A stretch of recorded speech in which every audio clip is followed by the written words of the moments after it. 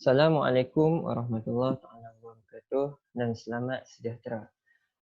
Saya Radin Muhammad Syakir bin Radin Anwar Alim Shah daripada PICMP Ambilan Jun PAI 2016 akan membentangkan pelaporan kajian tindakan saya yang bertajuk Meningkatkan Kawalan Kelas ketika Aktiviti Berkumpulan PDPC Pendidikan Islam dengan menggunakan kaedah behavior JAR. Pengenalan. Kemahiran kawalan kelas amat penting dalam menentukan kejayaan dan keberkesanan proses PDP. Menurut Nadia Zulaika binti Johari 2011, antara masalah tingkah laku yang sering dihadapi oleh guru di sesebuah sekolah ialah masalah tingkah laku, masalah penglibatan murid dalam proses pengajaran dan pembelajaran. Masalah ini wujud kerana guru kurang menarik minat murid atau murid yang susah dikawal tingkah lakunya, dan perkara ini dapat dikenal pasti lebih-lebih lagi ketika aktiviti berkumpulan dijalankan. Murid suka nak bagi tumpuan dan fokus, menyebabkan proses PDP tergendala. Perkara yang demikian menyebabkan agenda guru sebagai ejen menyampaikan ilmu tidak dapat dilaksanakan dengan berkesan dan baik. Kerana guru lebih berfokus pada masalah murid yang suka dikawal. Dan banyak masa yang dihabiskan untuk mengawal kelas sehinggakan proses penyampaian ilmu kurang berkesan dan tidak berjaya. Okay. Kita terus kepada fokus kajian. Okay. Fokus kajian ini ialah yang pertama, meningkatkan kawalan kelas ketika aktiviti berkumpulan dijalankan. Yang kedua, memastikan penglibatan aktif daripada murid ketika aktiviti berkumpulan dijalankan. Dan yang ketiga, murid dapat memberikan tumpuan dan bersemangat tanpa tingkah laku buruk sekaligus meningkatkan kualiti pengajaran. Kita teruskan kepada objektif kajian. Objektif kajian pertama ialah menghuraikan sejauh mana kaedah behavior JAR ini dapat membantu meningkatkan kawalan kelas ketika aktiviti berkumpulan dijalankan, dan seterusnya meningkatkan minat murid ketika menjalankan aktiviti berkumpulan melalui penggunaan kaedah behavior JAR ini. Yang ketiga, objektif kajian ini adalah untuk mempertingkatkan penglibatan murid sepenuhnya dalam aktiviti berkumpulan yang sedang dijalankan dengan menggunakan kaedah behavior JAR. Kita pergi kepada soalan kajian. Soalan kajian yang pertama adalah, adakah kelas dapat dikawal ketika aktiviti berkumpulan dijalankan melalui penggunaan behavior JAR? Dan yang kedua, adakah minat murid dalam aktiviti berkumpulan dapat ditingkatkan melalui penggunaan behavior JAR? Dan soalan yang ketiga, adakah penglibatan murid ketika menjalankan aktiviti berkumpulan dapat ditingkatkan melalui behavior JAR? Okay. Kita teruskan kepada peserta kajian. Peserta kajian saya terdiri daripada 20 orang murid yang berumur 10 tahun daripada Sekolah Kebangsaan Marketing dari kelas 4 rajin. Saya memilih peserta kajian setelah melaksanakan pemerhatian awal. Saya memilih murid-murid yang kurang melibatkan diri dalam aktiviti kumpulan dan menunjukkan tingkah laku bermasalah ketika kerja berkumpulan dijalankan. Jadi 20 orang murid yang saya pilih ini akan menjadi peserta kajian saya. Reka bentuk kajian, saya telah memilih untuk menggunakan model reka bentuk kajian Chemis dan McTaggart 1998 yang kita tahu mempunyai dua kitaran. Okay. Yang itu perancangan, tindakan, pemerhatian dan refleksi. Okay. Dalam perancangan, saya kena pasti punca masalah yang berlaku dalam kelas dan saya pastikan fokus kajian, saya pilih fokus kajian dan kena pasti semua masalah-masalah itu, dan seterusnya saya buat rancangan dan mengambil tindakan melalui pemerhatian awal yang dilakukan, dan kemudian saya analisis data pemerhatian awal, dan terus seterusnya saya laksanakan intervensi kaedah behavior JAR, menentukan orang senarai semak perhatian, dan seterusnya. Yang ketiga, saya buat pemerhatian, saya kumpul data, analisis data, Dan yang keempat, refleksi. Saya buat refleksi kekuatan dan kelemahan dan cadangan penambahbaikan untuk kitaran yang seterusnya. Okey, kita pergi kepada penggunaan intervensi kaedah behaviour chart. Okey. Yang pertama, sebelum melaksanakan kaedah behaviour chart ini, saya bahagikan kumpulan kepada 4 kumpulan dan seterusnya saya tetapkan peraturan. Peraturan yang ditetapkan dan saya tetapkan peraturan sebelum itu dan pemberitahuan kepada murid-murid kriteria-kriteria yang diingini dalam kumpulan untuk mendapat poin atau pengajaran. Okey. Yang ketiga, mengenai poin. Setiap kumpulan akan diberikan 3 guli sebagai poin asas. Setiap kumpulan yang terdiri daripada 4 kumpulan. Kerana setiap kumpulan akan mendapat 3 guli sebagai poin asas. Seterusnya, saya akan buat pemerhatian ke atas penglibatan serta tingkah laku ahli dalam kumpulan berdasarkan kriteria-kriteria yang telah saya beritahu sebelum itu kepada murid-murid. Jika mereka memenuhi penglibatan serta menunjukkan tingkah laku yang memuaskan berdasarkan kriteria, mereka akan diberikan penambahan guli ataupun sebaliknya mereka akan diberikan pengurangan. Okey, jumlah guli yang terkumpul itu setiap dalam ahli kumpulan dapat ditukarkan pada ganjaran tertentu. Okey, seterusnya kita pergi kepada pengumpulan data awal. Saya melaksanakan pengumpulan data awal sebelum saya melaksanakan intervensi kaedah behaviour chart. Dalam analisis data pemerhatian ini, data pemerhatian awal ini, saya menggunakan data pemerhatian sebagai pengumpulan data awal. Pemerhatian saya berbentuk kuantitatif. Saya menggunakan instrumen senarai semak pemerhatian. Pengumpulan data awal ini yang seperti saya katakan tadi adalah untuk memilih subjek kajian. Okay. Melalui analisis data pemerhatian, kebanyakan murid pasif dan tak melibatkan diri serta memberikan tingkah laku yang buruk semasa aktiviti berkumpulan dijalankan. Dan setelah saya kenal pasti sebanyak 20 orang murid yang pasif tak melibatkan diri, saya jadikan sebagai subjek kajian saya. Ini adalah senarai semak pemerhatian dari aspek kebolehan kerjasama, penglibatan dan tingkah laku. Okay, saya perlu memerhatikan semua kriteria ini untuk menilai penglibatan murid sebagai senarai semak pemerhatian. Dan seterusnya tingkah laku, murid dapat mendengar arahan guru dengan baik, tidak mengganggu rakan yang lain dan mematuhi peraturan yang ditetapkan. Okey, berikut adalah senarai semak pemerhatian. Okey.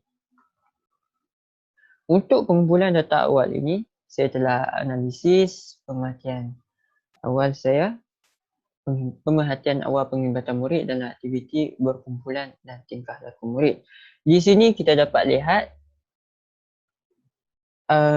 bagi item 1 dan item 2 dan 3 saja yang mungkin terdapat beberapa murid yang memenuhi kriteria tersebut, yang memenuhi senarai semak pemerhatian tu bagi item 1, item 2 dan item 3, iaitu item 1 kita dapat dilihat di sini ialah menerima cadangan atau meminta cadangan, dan item 2 bersedia untuk berkongsi bahan dan item 3 bersedia untuk memberi cadangan dan idea ketika berinteraksi dengan rakan. Bagi item 1 ini kita dapat tengok hanya 11 orang murid yang memenuhi. Bagi item 2, 6 orang murid. Bagi item 3, hanya seorang murid. Dan selebihnya, melalui pemerhatian awal saya ini, 20 orang subjek kajian ini tidak. Saya dapat memerhatikan bahawa mereka tidak memenuhi item ini. Kita dapat tengok melalui pemerhatian awal saya ini menunjukkan bahawa penglibatan murid dalam aktiviti berkumpulan amatlah tidak memuaskan dan murid menunjukkan tingkah laku destruktif ataupun tingkah laku buruk ketika aktiviti berkumpulan dijalankan. berdasarkan pemerhatian awal yang telah saya laksanakan ini. Okay. Seterusnya, kita pergi kepada kaedah pengumpulan data. Antara kaedah yang saya gunakan dalam mengumpul data ini adalah yang pertama, soal selidik. Soal selidik ini hanya dua jawapan saja, iaitu ya dan tidak sahaja.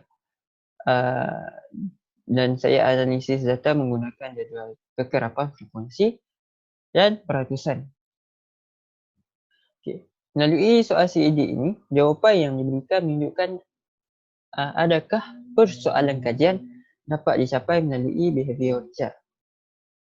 Okay. Dan ini merupakan borang soal selidik yang telah saya buat. Dan ini merupakan item-item borang soal selidik. Okay. Kaedah pengumpulan data yang kedua ialah temu bual. Di sini saya menggunakan kaedah temu bual berstruktur tertutup. Okay. Jawapan temu bual yang diberikan saya gunakan proses pengukuran dan dikategorikan sama ada jawapan tersebut daripada segi aspek persepsi positif ataupun negatif. Soalan temu bual yang dikemukakan ini berkaitan dengan keberkesanan, tindakan dan minat murid setelah intervensi kaedah behavior jar dilaksanakan. Okay. Ini adalah soalan temu bual yang telah saya berikan. Yang pertama, soalannya, adakah anda suka dengan kaedah behavior jar? Yang kedua, adakah kaedah behavior jar meningkatkan minat anda ketika aktiviti berkumpulan dijalankan? Yang ketiga, adakah anda menyokong jika kaedah behavior jar diteruskan dalam bilik darjah? Okay. Seterusnya, setelah kaedah pengumpulan data tadi, saya terus kepada dapatan kajian. Dapatan kajian setelah intervensi kaedah behavior jar dilaksanakan. Okay. Dapatan kajian bagi soalan 1 yang berbunyi, adakah kelas dapat dikawal ketika aktiviti berkumpulan dijalankan melalui penggunaan behavior jar? Untuk membuktikan soalan 1 ini, saya telah melaksanakan satu pemerhatian untuk menganalisis data bagi soalan 1. Okay. Persembahan data pemerhatian saya ini adalah secara menyeluruh berkaitan kawalan kelas berdasarkan tingkah laku murid dalam kumpulan. Okay. Pemerhatian yang telah dilakukan sepanjang teknik behavior jar menggunakan senarai semak pemerhatian. Okay. Ini adalah analisis borang pemerhatian murid, bukan dapatan kajian yang saya gunakan untuk membuktikan soalan yang pertama ini. Okay. Jika kita dapat lihat di sini bagi item yang pertama, mendengar arahan guru dengan baik, kita dapat lihat kesemua subjek kajian menunjukkan mereka dapat mendengar arahan guru dengan baik berdasarkan pemerhatian yang saya lakukan setelah kaedah ini dijalankan, dan mereka juga menyatakan bahawa mereka juga menunjukkan bahawa mereka tidak mengganggu rakan yang lain dalam kumpulan, apa yang saya dapat perhatikanlah. Dan juga murid-murid subjek kajian dapat memenuhi peraturan yang telah ditetapkan. Kesemua subjek kajian. Daripada subjek kajian yang pertama hingga subjek kajian yang ke-20, semuanya menunjukkan perbandingan yang kita dapat lihat dengan pengumpulan data awal pemerhatian yang saya dapat sebelum ini, menunjukkan perbandingan yang amat ketara, perbezaan yang amat ketara. Kesemua murid menunjukkan mereka dapat mendengarkan arahan guru yang baik, mendengar arahan saya yang telah saya berikan. Ketika aktiviti berkumpulan dilaksanakan, mereka tidak mengganggu rakan yang lain, masing-masing menjaga tingkah laku, dan mereka mematuhi peraturan yang telah saya tetapkan ketika aktiviti berkumpulan dijalankan. Dan ketika menunjukkan dapatan kajian yang bagi soalan pertama ini, melalui pemerhatian menunjukkan bahawa kawalan kelas yang saya lakukan ketika aktiviti berkumpulan dijalankan amat memuaskan, membanding dengan kaedah tradisional yang saya gunakan sebelum ini. yang saya lakukan ketika mengumpulkan data awal tu amat-amat berbeza. Murid-murid lebih terkawal dan kelas lebih kondusif dan tiada gangguan. Dan PDP berjalan dengan lancar dan kawalan kelas licin. Okey, bagi menyokong dapatan kajian soalan satu ini, saya turut menggunakan soal selidik, analisis borang soal selidik yang dianalisis menggunakan jadual kekerapan frekuensi dan peratusan.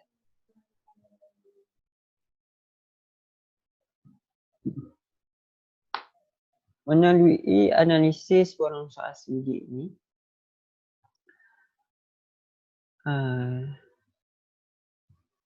menunjukkan soalan yang pertama ini adalah terjawab. Berdasarkan analisis saya dalam soal selidik bagi soalan pertama ini, menunjukkan 100% bagi kesemua item dan kekerapan. Murid berkelakuan baik di dalam kelas sejak saya menggunakan kaedah behavior jar ini, dan mereka mendengar arahan saya dengan baik sejak saya guna kaedah behavior jar ini. Dan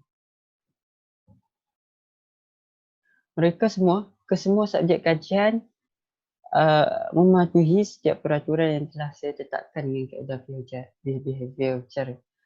Dan sejak saya menggunakan kaedah behavior jar ini, mereka tidak lagi mengganggu rakan lain dalam aktiviti berkumpulan.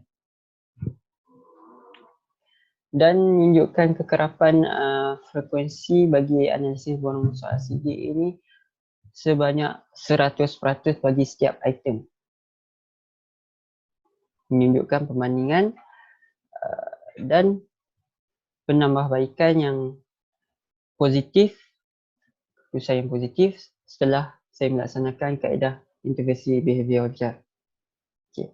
Bagi dapatan kajian soalan yang kedua ini, iaitu adakah minat murid dalam aktiviti perkumpulan dapat ditingkatkan melalui penggunaan behavior jar. Bagi membuktikan soalan yang kedua ini, saya telah menggunakan analisis borang soal selidik menggunakan jadual kekerapan frekuensi dan peratusan. Ini adalah analisis borang soal selidik subjek kajian yang membuktikan bahawa minat murid bertambah.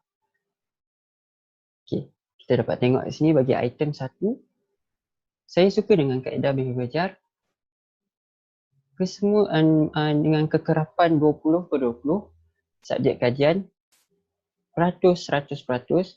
Di sini kita dapat lihat yang pertambahan minat murid dalam kelas. Di sini dapat lihat murid sangat bersemangat untuk mendapatkan ganjaran dengan kaedah behavior jar. Kaedah behavior jar ini juga dapat meningkatkan minat murid dalam aktiviti kumpulan melalui borang soal selidik saya. Kita dapat tengok di sini. Dan murid menyokong kaedah behavior jar diteruskan dalam bilik darjah. Okey. Seterusnya bagi membuktikan lagi yang soalan kedua ini adalah terjawab, saya gunakan lagi kaedah temu bual yang menggunakan proses pengekodan dan menggunakan tema minat dan terusnya mengkategorikan persepsi subjek kajian sama ada berada dalam kumpulan persepsi positif ataupun negatif. Hasil temu bual saya ini saya analisis ke dalam bentuk yang lebih mudah, yang dapat lebih mudah dan dapat dilihat, iaitu graf palang. Okay. Ini adalah graf analisis temu bual. Setelah saya lakukan temu bual, menunjukkan bahawa minat murid bertambah. Jika kita dapat lihat di sini melalui graf analisis temu bual ini bagi soalan temu bual yang pertama, adakah anda suka dengan kaedah behavior jar? Kesemua murid menjawab dengan soalan ini dengan jawapan yang positif dan saya dapat kategorikan sebagai ya ke 20-20 subjek kajian. Bagi soalan kedua pula, adakah kaedah behavior meningkatkan minat anda ketika aktiviti perkumpulan dijalankan? Kesemua subjek kajian menjawab ya. Bersetuju bahawa behavior ini memang meningkatkan minat mereka ketika aktiviti perkumpulan dijalankan. Dan bagi soalan temu bual yang ketiga, adakah anda menyokong jika kaedah behavior diteruskan dalam bilik darjah? Dan kesemua subjek kajian bersetuju dan menyokong untuk kaedah behavior ini diteruskan lagi dalam bilik darjah. Melalui dapatan kajian saya bagi soalan yang kedua ini, terbukti dan membuktikan bahawa soalan kedua adalah terjawab. Bahawa kaedah behavior ini memang meningkatkan minat murid ketika aktiviti berkumpulan dijalankan dalam kelas. Okay. Ini merupakan dapatan kajian bagi soalan ketiga yang berbunyi, adakah penglibatan murid ketika menjalankan aktiviti berkumpulan dapat ditingkatkan melalui kaedah behavior jar. Okay. Bagi membuktikan soalan yang ketiga ini, saya telah menggunakan kaedah pemerhatian. Kaedah pemerhatian yang saya gunakan sepanjang teknik behavior jar menggunakan senarai semak perhatian. Pemerhatian dilakukan secara menyeluruh penglibatan murid dalam aktiviti berkumpulan. Melalui pemerhatian saya, kesemua subjek kajian menerima cadangan atau bersetuju ketika saya aktiviti berkumpulan dijalankan. Mereka secara terbuka menerima cadangan atau meminta cadangan. Membanding menggunakan kaedah tradisional yang sebelum ini, kesemuanya kedekut cadangan. Masing-masing pentingkan diri sendiri, tak mahu terima cadangan orang lain. Okey, setelah saya laksanakan kaedah behavior ini, kesemua murid dalam ahli kumpulan bersedia untuk berkongsi bahan antara satu sama lain dalam ahli kumpulan. Dan mereka bersedia untuk memberikan cadangan dan idea ketika berinteraksi dengan rakan secara terbuka berbanding dengan kaedah tradisional yang saya gunakan sebelum ini. Berdasarkan pemerhatian saya lagi, murid juga boleh mencuba sesuatu perkara yang baru. Mereka tidak teragak-agak berbanding dengan sebelum ini. Mereka berani untuk mencuba sesuatu perkara yang baru dan tanpa takut untuk salah. Dan yang kelima, bersedia dan bersemangat melibatkan diri dalam kerja berkumpulan. Melalui pemerhatian saya, berbanding dengan kaedah tradisional yang digunakan sebelum ini, saya dapat lihat di sini masing-masing murid bersemangat dalam melibatkan diri dalam kerja kumpulan. Masing-masing memberikan kerjasama, masing-masing memberikan komitmen yang sepenuhnya untuk mengumpulkan poin bagi kaedah behavior ini.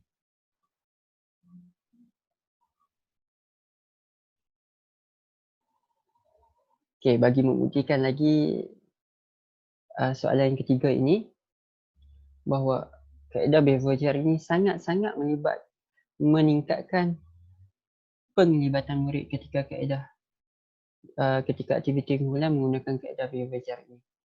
Bagi membuktikan lagi dapatan kajian soalan ketiga ini, saya telah menggunakan soal selidik menggunakan jadual kekerapan, frekuensi dan batasan.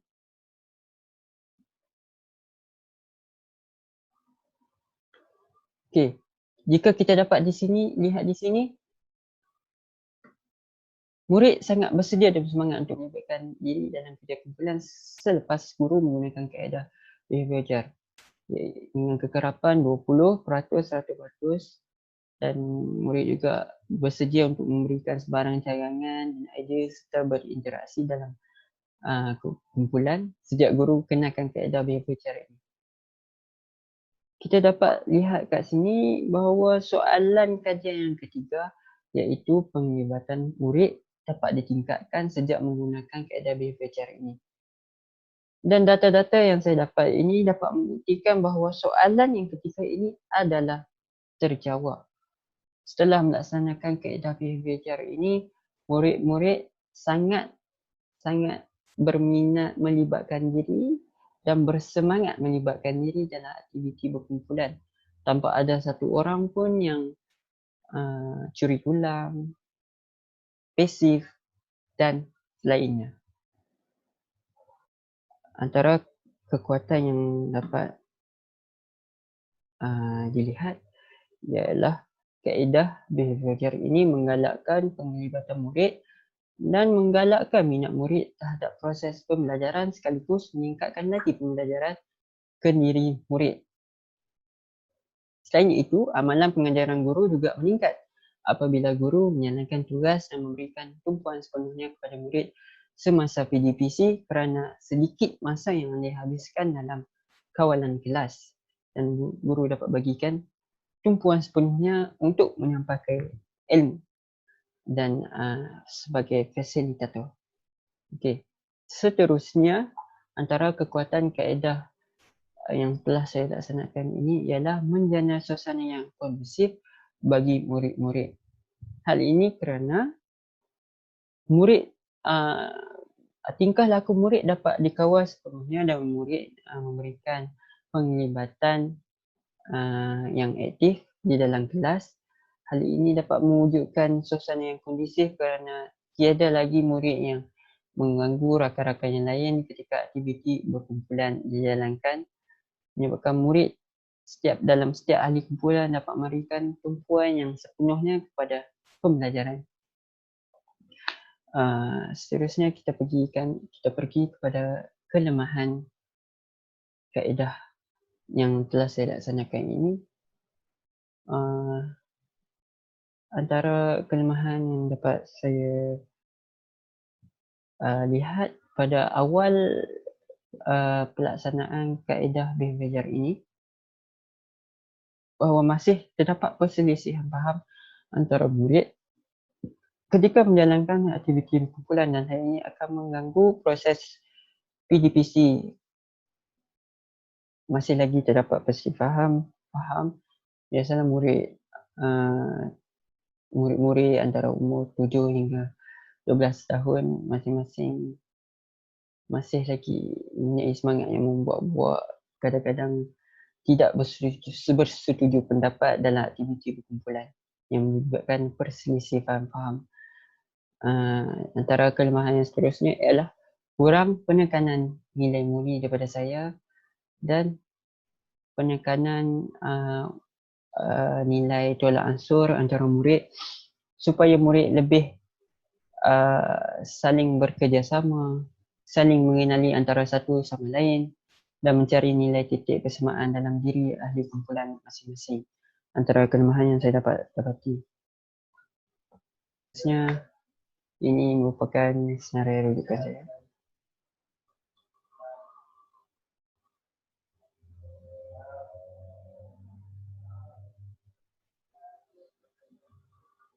Ini kajian-kajian lepas, jurnal dan tesis.